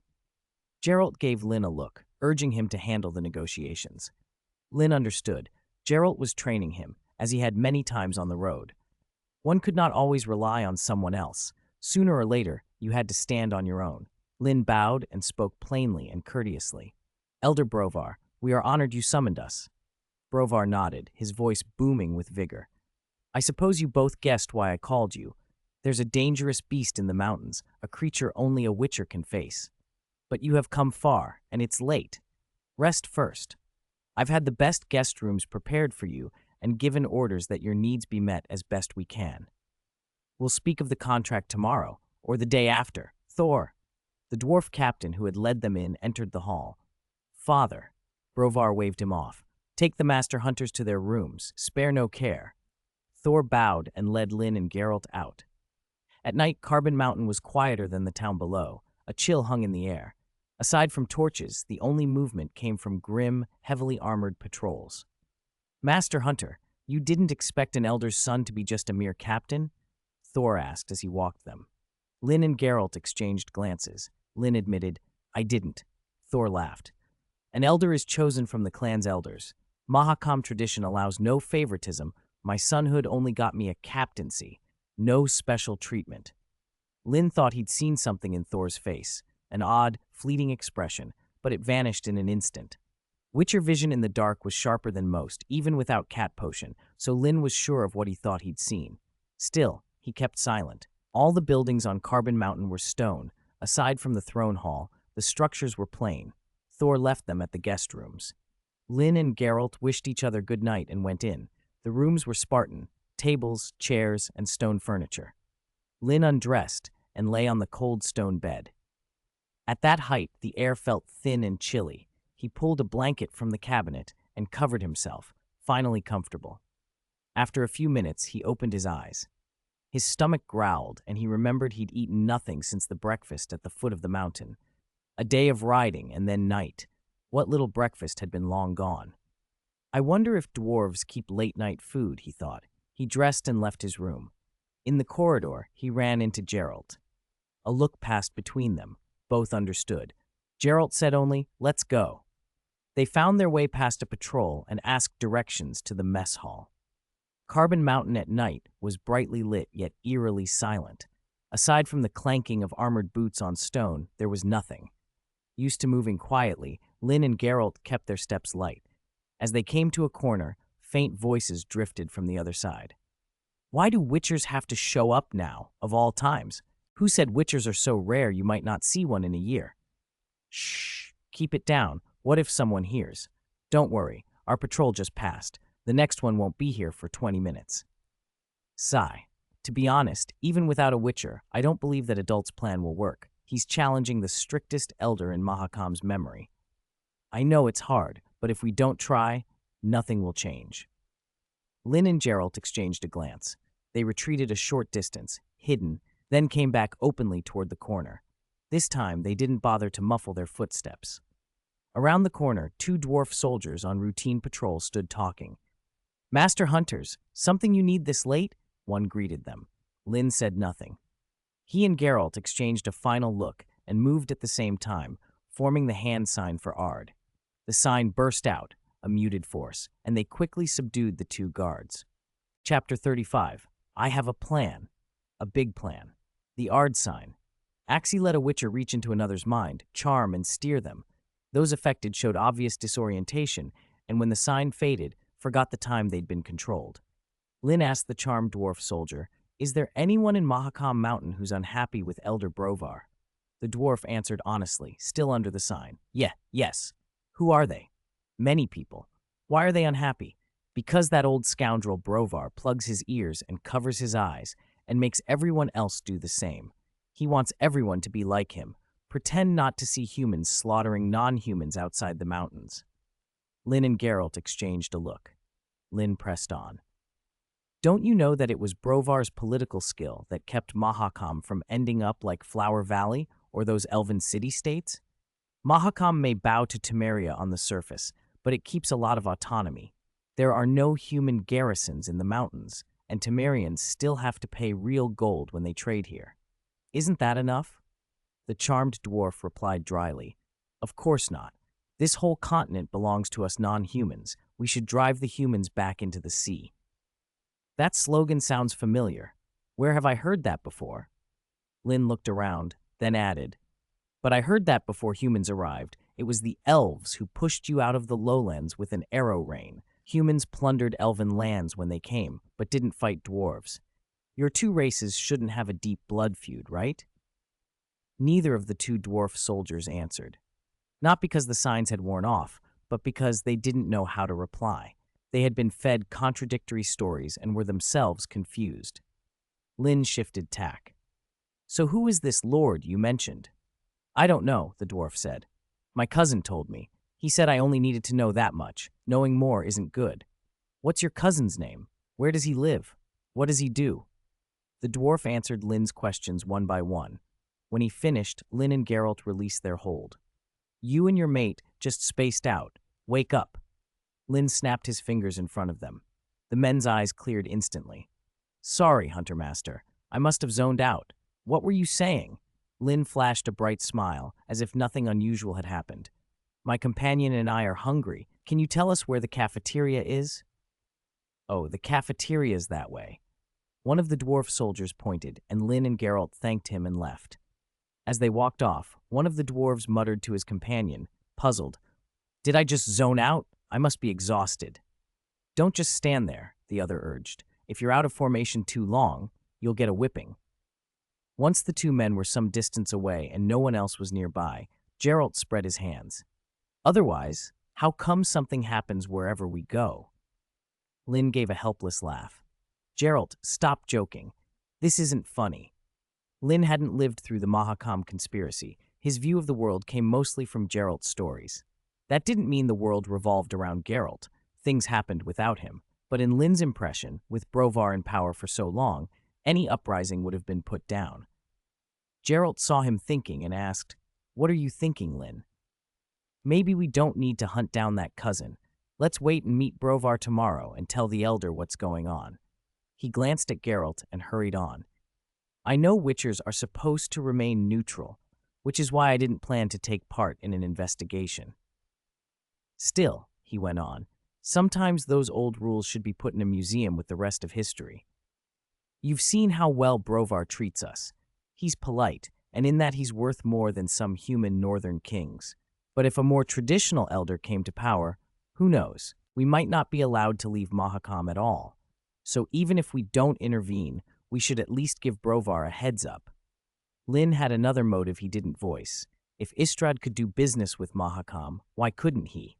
A little favor could be useful later. He didn't plan to be a witcher trading a drowned's head for half a crown forever. He had a grander dream. He had a plan. A big plan. Geralt wasn't stubbornly pedantic. He'd been taught neutrality and tended toward it, but when Linn offered a reasonable alternative, Geralt waited and agreed. They ate their fill in the cafeteria, then returned to their room to sleep. Linn was awakened by the sound of fighting. Reaching automatically for the steel sword by the bed, he froze when he saw the room was intact. No one had broken in. He set the sword down, dressed, and pulled back the curtains. A few meters away, two bare-chested dwarf strongmen were swinging weapons at each other, while a ring of dwarves cheered and applauded. The training ground had been built right next to the guest rooms. No wonder he'd been woken so early. With sleep gone, he went down to the yard. "What's going on here?" he asked a dwarf at random. The dwarf, arms crossed, glanced at him. "Did we disturb you, Hunter Master?" Linn grinned. "No, I rather like being woken by a racket. Otherwise, I might sleep until noon."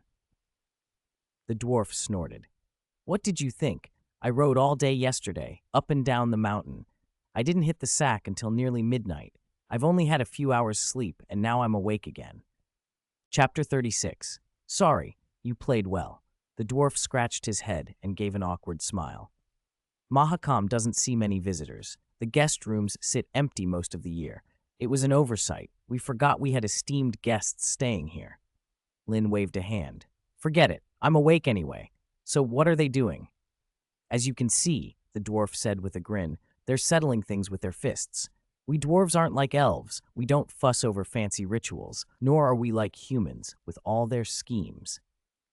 He tossed a few punches into the air for emphasis. "When dwarves meet a problem, we like to solve it with a fist. Whoever has the bigger fist, that's the one we listen to." Linn smiled faintly. "You'd get along well with the Skelligers then. They like solving problems with a good fight, too." The dwarf scratched his cheek. "I've heard. Shame Skelligers are rare on the continent. Hardly any captains in Novigrad will sail to Skellige. At least when I was in Novigrad, I met no captain brave enough for that." Mahakam was conservative and inward-looking, but not every dwarf spent his whole life underground. After a dwarf's 50th year, he could leave for a year to live among humans. If he didn't return within that time, he'd be struck from the clan rolls. Dwarves like Yarpen had remained at the mountain's base precisely because they hadn't returned on time and were reluctant to go back up. They feared the trouble that would bring. But enough of old tales. Hunter Master, how about it? Want to show us a few moves? The dwarf looked at Linn with eager curiosity. Linn had intended to refuse, then decided otherwise. All right, why not? Great, wait here. The dwarf darted out, climbed into the ring, and waved his hands. Everyone, stop! Stop! Hear me out. He pointed at Linn standing among the crowd. This Hunter Master has come from afar and wants to test our skills. Who will be his opponent? One of the two dwarves still fighting in the arena paused. The other, ignoring any notion of fair play, slammed his hammer handle into the first dwarf's face. The man crumpled to the dirt. The fight's not over, Wakanda. We dwarves don't follow that human chivalry. The fallen dwarf spat blood, but to everyone's surprise, didn't curse. He picked up his cloak, dropped his weapon, and walked off. The victor thumped his chest. Hunter Master, I am Regan. I'll be your opponent." "All right." Linn drew the steel training blade, ready to step forward. A hand grasped his arm. "Whoa, whoa, Hunter Master. This is a spar, not a killing match. Real weapons can make accidents. We use blunt training gear. Hunter Master, do you favor sword, axe, or hammer? We'll fetch one." Linn smiled politely. "Bring me a hand-and-a-half sword." They fetched a training sword quickly. He twirled it a few times and nodded. It wasn't a perfect fit, that was to be expected, but it would do for a friendly bout. He stepped into the ring to face Regan. For a moment they stared each other down. Then Regan bellowed, charged, and swung his warhammer with everything behind it. He held nothing back. The air itself whooshed as the hammer descended. Even for a spar, a blow like that could have left a man bedridden. The onlookers inhaled sharply. They hadn't expected Regan to start so fierce. To Linn, the attack, though powerful, was obvious. Mutations from the trial of the grasses and his full enhancement specialty had sharpened his reflexes. He stepped aside calmly, and with the flat of his sword hilt, cracked Regan square in the chest. Thump! The force knocked Regan's breath out of him. He dropped his weapon, sank to his knees, and lay there a long time. A murmur of astonishment rippled through the crowd. They had known a witcher wouldn't be incompetent, but they hadn't expected someone to fell their comrade so easily. Linn sheathed the training sword and helped Regan to his feet. "You fought well." "Cough, cough. Thanks for your mercy, Hunter Master." Regan spat dirt from his mouth, dusted himself off, and without a trace of envy, bowed in genuine respect before stepping away. The dwarf who had first spoken to Linn was practically glowing, as if he himself had won. "Anyone else want to challenge the Hunter Master?" The dwarves glanced at one another, reluctant. Then a figure with his beard braided into two thick pigtails squeezed through the crowd and stepped forward. He hefted a blunt axe, spat into his palm, and grinned. "Let me see these brilliant moves for myself." Whispers raced through the spectators. "It's Eredin. This will be a show." "You've heard of him?" "I never have." "Of course not. He only just finished his year in human society and came back to Mahakam. On his way down the mountain, he ran into a dozen bandits and killed them all single-handed." Bloody hell. Eredin savored the murmurs. He'd just returned to Mahakam and hadn't yet been assigned a post. If he could beat the Witcher and spread the word, the clan might give him a guard captaincy. If he lost, no shame. Dwarves respect strength, and losing to a Witcher wouldn't disgrace him. Chapter 37. 3 sentences. I asked the Elder to do this for me. Eredin was stronger than Regan. Linn realized that quickly in their fight. But Eredin was only marginally stronger. He still fell far short of the power Linn had seen in the elven commander Coinage. That didn't surprise Linn. Coinage had refined his art to a masterful level. If Eredin matched that, he wouldn't be spending his time here trading blows. As it was, Eredin lasted only a few more exchanges under Linn's hands before admitting defeat. "I lost." There was nothing to argue when skill told the truth. Eredin said it plainly, and none of the other dwarves scorned him for it. If anything, their gazes on Linn grew hotter. After Linn had beaten 2 dwarves in succession, the crowd buzzed, but no one volunteered to step forward. Dwarves were blunt and straightforward, but they were not foolish. No one wanted to take a fight. They were certain to lose. Once they believed Linn's strength was real, they stayed back. Then a voice cracked through the square like thunder. "What are you all doing gathered here?" Thor pushed through the crowd with a handful of guards. The lively atmosphere froze. The dwarves who had been jeering or watching fell silent and looked at Thor as if a cat had appeared among mice. Thor's eyes swept the group until they landed on Linn. His tone softened a touch. "What's going on here, Hunter Master? What happened?" A dwarf tried to explain, but Thor cut him off roughly. "Shut up. I'm talking to the Hunter Master." "You people don't understand the situation. The Hunter Master is a guest invited by the Great Elder to handle a case. If you interfere with him, you offend the Great Elder. You know what happens to those who offend the Great Elder." The dwarf who had started to speak immediately clamped his mouth shut. Faces all around paled. Whipping or imprisonment were small things. Exile was the true terror. Any dwarf who hoped to remain on Mahakam after training prized the mountain above life. Exile was a fate worse than death to them. The assembled dwarves looked at Linn with anxious, pleading eyes. Their future felt like it hung on his answer. "There's no need to be so tense, Captain Thor," Linn said, smiling faintly and spreading his hands. "I was only exchanging martial techniques with some new dwarf friends." With a witcher stepping in to smooth things over, the dwarves' jittery hearts settled. They spoke up in agreement, eager to back Linn. "That's right. Exactly. The Hunter Master gave us a lesson." Thor studied Linn suspiciously for a moment, then let out a short breath and nodded. "If that's the case, very well. This time I'll let it pass." "Also," a dwarf added, "the Great Elder wants you and the other master to rest tonight. He'll discuss the commission details with you tomorrow." Linn cleared his throat. "Actually, there's a very important matter I need to tell the Great Elder. Please pass along the message." Half an hour later, in the grandeur of the throne hall, Brovar Hog's hearty laughter filled the space. "Hunter Master, I heard you wanted to see me. Have you already found something before I even gave you the details? Truly worthy of the famous monster slayer." Linn shook his head. "No, Great Elder, I'm sorry for the misunderstanding. I came for another reason." "Another reason?" Brovar's brow creased. Linn nodded. "Before we begin, please excuse everyone. This matter must be kept private." Brovar hesitated. His thick hand tapped the armrest of the throne as if weighing something else. Then he spoke, oddly direct and blunt. "Hunter Master, there are some unpleasant rumors about you.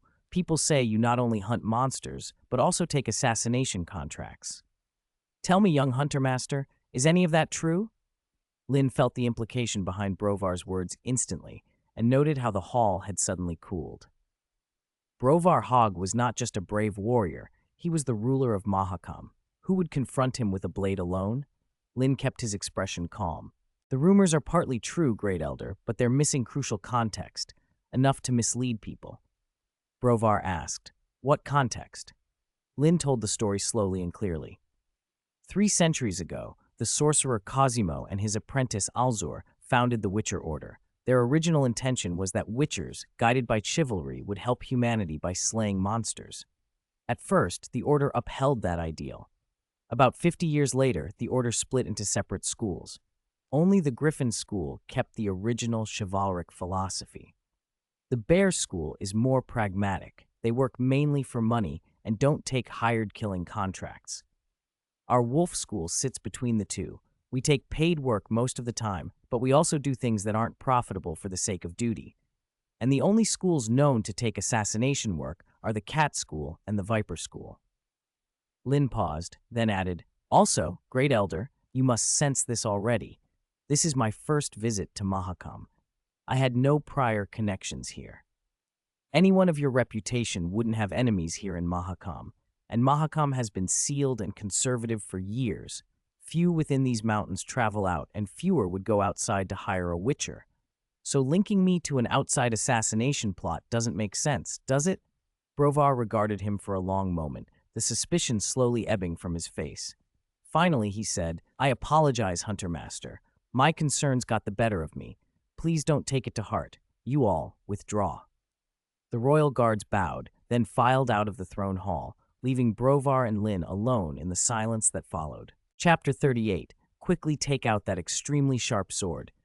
When the throne room was finally empty, except for Linn and Brovar, the elder spoke first. "Now, you may speak, Hunter Master."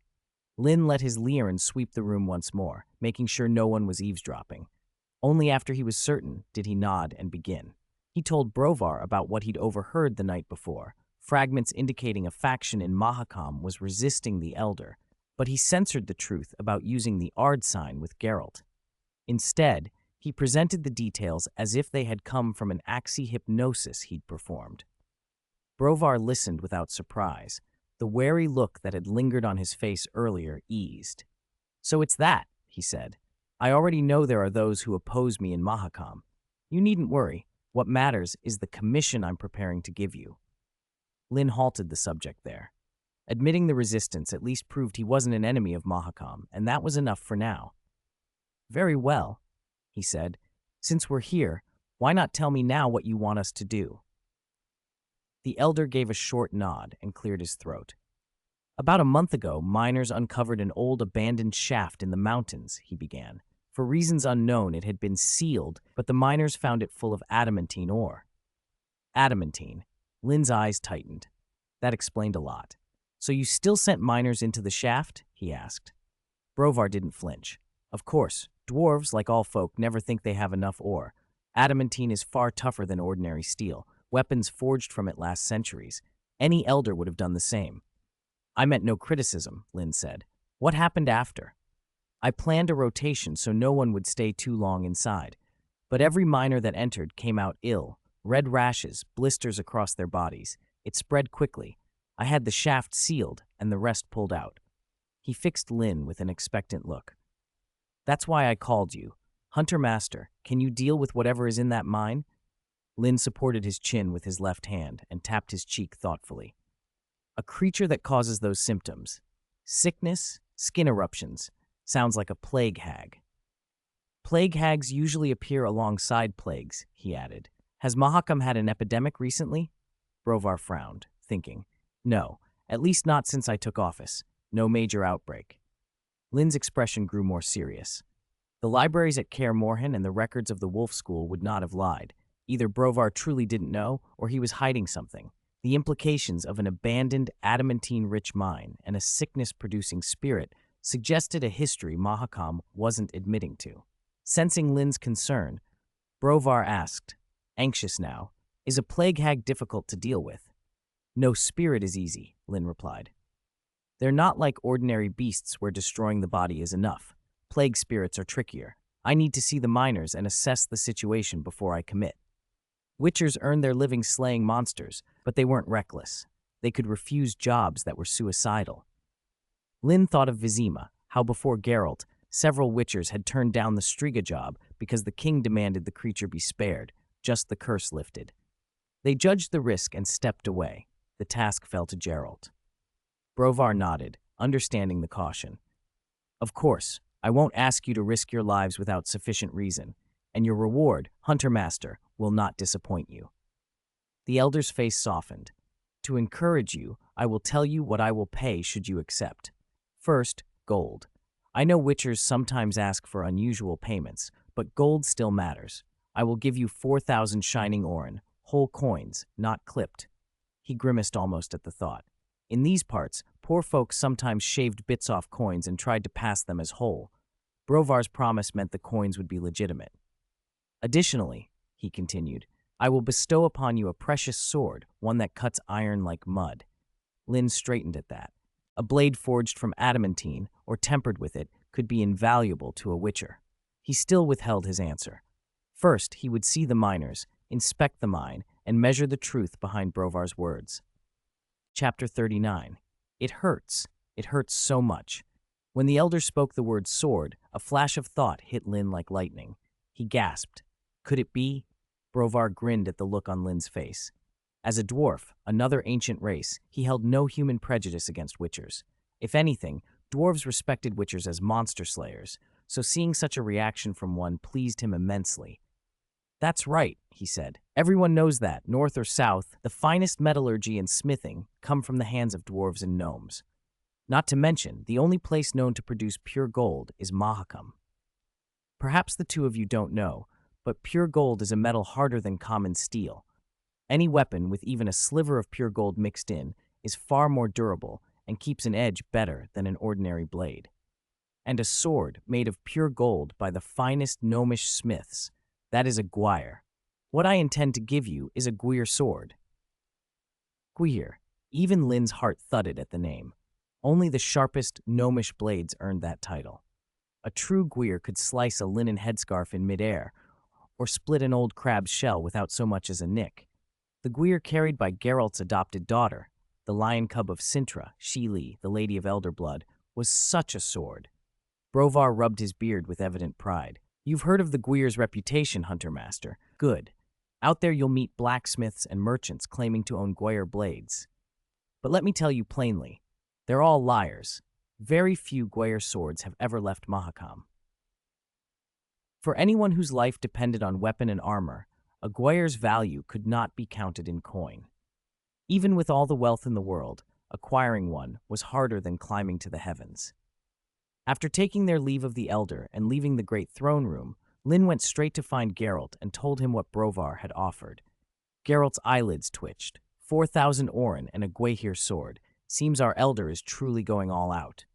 Even so, as grand as a Gwaihir is in the outside world, this is Mahakam. Restoring a mine's income versus giving away a Gwaihir, anyone would choose the mine. So, did you accept? Linn shook his head. No, I told Brovar I needed to see the sick miners first and discuss it with my companion before deciding. Geralt, what's that look for? Geralt felt a surge of pride. Faced with such temptation, Linn had resisted. During the trip, Geralt had deliberately let Linn handle negotiations to judge him. A Witcher needs more than combat skill. How to carry himself matters. Linn's performance had exceeded expectations. Geralt began to think that after this escort, Linn might be trusted to travel alone. Since Linn had already spoken with Brovar, Geralt said, "Then we'll split up. After breakfast, you go see the patients he mentioned." "And you?" Linn asked. Geralt dabbed his mouth with a napkin. "I'll check that abandoned shaft, see if I can find anything." They parted. Linn found Thor and explained his plan. Thor assigned a dwarf to take Linn to the isolation zone. After a short walk, they reached a temporary wooden fence, several meters high, which separated the sick miners' quarters from the rest of the settlement. The gate was bound in thick iron chains. The dwarf who escorted Linn unlocked the chains with a fawning smile. "Hunter Master, this is where the sick miners are housed. I won't go in. I'll wait out here." Linn nodded. From Brovar's description, contact with the miners could well risk infection. It was reasonable to be wary. As a Witcher, like a sorceress, immune to most illnesses, Linn had no such fear. He passed through the gate. The space beyond was small, a handful of low stone buildings. A sour, overwhelming stench hit him even before he reached one of the houses. The windows were nailed shut with thick boards. There were no candles or torches. Inside, the sick lay scattered across the floor like corpses, their bodies wrapped in bandages. When someone opened the door, they didn't meekly accept food through a gap. They started to thrash and shout, "Save us! I don't want to die! Don't abandon us! It hurts! It hurts so much! I'm not sick! I'm not sick! Ha ha! Let me out! I'm not sick!" Many were too weak to even stand. They crawled toward Linn like maggots, pleading and clawing. The sight was grotesque, and though he knew the dwarves wouldn't harm him, the desperation made the scene almost unbearable. When the situation threatened to spiral, Linn used the Ard sign to calm them. A soft pressure rolled through the room. The miners stilled and sank back down, subdued. Linn took a moment, then spoke quietly.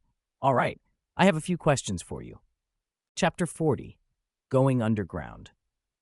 Linn's questions were simple. How had the miners found the abandoned shaft, and how had they fallen ill? Had they seen monsters down there, or women covered in red rashes and blisters, with rats skittering at their feet? The answers matched what Brovar had already told him. The miners had broken into the old workings while driving a new tunnel.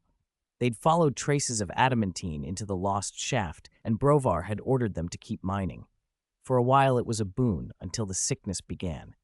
At first, no one paid it much mind. It was only when every dwarven miner who had entered the abandoned shaft broke out in red rashes and oozing blisters that Brovar grasped the gravity of the situation. The afflicted were evacuated then, after a series of complications, housed here. Brovar hadn't simply turned them out. They were fed 3 times a day and had people sent to tend them. The problem was those attendants soon developed the same symptoms. After that, no one dared enter. Some feared the worst, that the sick would be killed and burned, while others, in their misery, hoped it would come quickly. Linn examined them all. The discovery came quickly. Each infected dwarf carried residual curse energy on his skin. Ordinary folk could not sense it, but to a Witcher, it was unmistakable. Linn muttered, "Not a normal plague, a curse." Brovar was right to quarantine them, he added to himself. If they'd been allowed to mingle, the whole of Mahakam would have been infected. This is a curse, and even the best alchemist can't undo it. To lift it, we must deal with whatever plagues the abandoned shaft, the plague hag. He returned to his room and waited. Geralt came back only at dusk with no new information. The shaft had been sealed. Barricades and guards ringed the entrance. Geralt had not entered. He had questioned the dwarf soldiers who stood watch and learned they were not infected. That confirmed Linn's suspicion. The curse infected only those who entered the blighted area. The next day, Linn and Geralt went to Brovar again and gave their answer. "Elder," Linn said, "after consideration, we will accept your commission." Brovar brightened. Mahakam had long been closed to the world. 2 Witchers were a rare stroke of luck. "Excellent, Witcher Master. You'll have the reward I promised." Linn shook his head. "We trust you, Elder, but this is no ordinary contract. The monster in the shaft is extraordinary. 2 Witchers alone are likely not enough. We'll need support." Brovar's smile faltered. He had expected hard work and danger, but not to be told even 2 Witchers felt insufficient. Still, he rallied. "Tell me what you need." Geralt produced a list he had prepared. The battle ahead might be fierce. There could be no careless mistakes. They would need sword oils, potions, and alchemical bombs, every Witcher aid worth having. Such means were expensive, and few Witchers could afford them for every hunt. Asking the community to reimburse the cost was only fair. Mahakam might not have every ingredient, but they would gather what they could. The plague hag was trapped inside the sealed shaft. They had time to prepare. While Brovar's men scoured the mountain for ingredients, Istrad arrived from Carbon Mountain. His business in Mahakam was finished, and he said he would wait for the 2 Witchers. Days later, Brovar's dwarf crew delivered the materials. Linn and Geralt set to work, mixing potions, distilling oils, and assembling alchemical bombs. When it was done, Thor and a squad of dwarf guards escorted them to the old shaft. Under the dwarves' forceful hands, the barricades and timbers sealing the entrance were torn away. A blast of cold air poured from the tunnel mouth, a breath of chill that made even burly dwarves shiver. The guards exchanged uneasy looks. Even Thor cleared his throat. "Beyond this point, we cannot go," he said. "We'll escort you as far as we may." "Good fortune," one dwarf muttered. "Godspeed, Witchers." The tunnel beneath their feet was rough and uneven. Occasional wall torches sputtered in iron brackets. The path sloped gently downward. 2 hours' travel along this tunnel would bring them to the abandoned workings. After walking only 10 minutes, they came to an artificially hewn cavern where several bottomless shafts yawned in the rock. They stopped. This was the last safe place they would find. Linn and Geralt took time here to drink their potions and apply sword oil. They loaded bombs and checked traps. They would not press forward without every precaution. As Witchers, vigilance was everything. Once they left the cavern, the true danger would begin.